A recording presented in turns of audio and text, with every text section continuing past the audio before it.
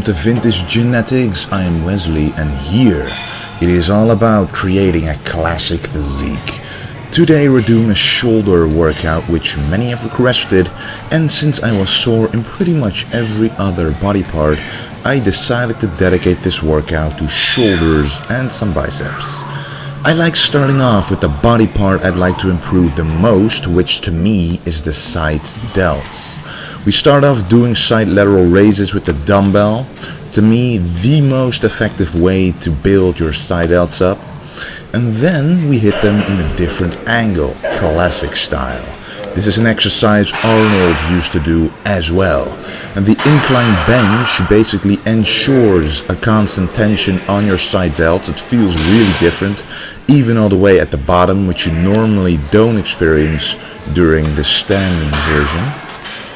And then another side delt exercise, the wide grip upright row.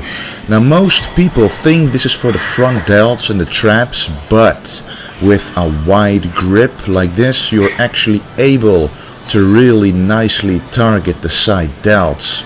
And do mind that I go up as high to where my wrists are about shoulder height.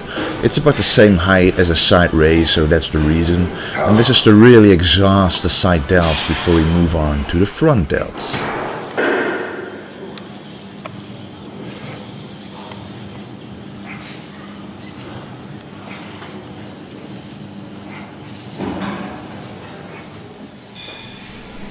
I like to pre-exhaust my front delts with an isolation exercise like this one, the front raises. I like the dumbbell version because it allows you to move your arm independently, and I like to move it inside a little. And I feel the squeeze that much better this way, so aim to have the dumbbell move towards the center position of your body, and to me I can really feel a much better squeeze this way. This also is a classic exercise done by a lot of bodybuilders over the years, and this to me is the best way to pump up your front delts.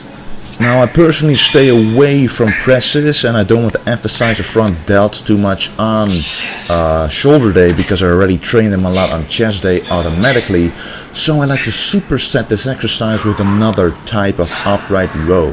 This time gripping the bar closer together, and it's hard to see, but I'm actually keeping the bar a couple of inches away from my body, which puts that much more stress on the front delts and prevents your traps from doing most of the work. Now the reason I don't like doing presses too much is personal to me, because my front delts tend to overpower my rear delts and create an imbalance, and imbalances cause injuries. But if your shoulders are just fine and you love presses, I would still focus first on the weak points of your shoulders. So if the front clearly overpowers your side and rear, save the presses for later on in the workout and you'll reap a lot more benefit from it. And now we move on to the rear delts. I like doing this cable. It puts constant stress on the rear delts, and the main difference between this one and the dumbbell reverse fly is that at the bottom of the movement the dumbbell doesn't put much stress on your rear delts at all. So you basically rest at the bottom, while at the cables there's a constant pulling of the cables on your muscles, which makes it a lot harder to do. And I like to use the lightest weight possible here and just pump out the reps. I don't like going under 12 reps. I actually prefer to stay at least at 15 or 20 reps, because a small muscle group like the rear delts really just needs a lot of blood flow, needs a pump, rather than a heavy weight.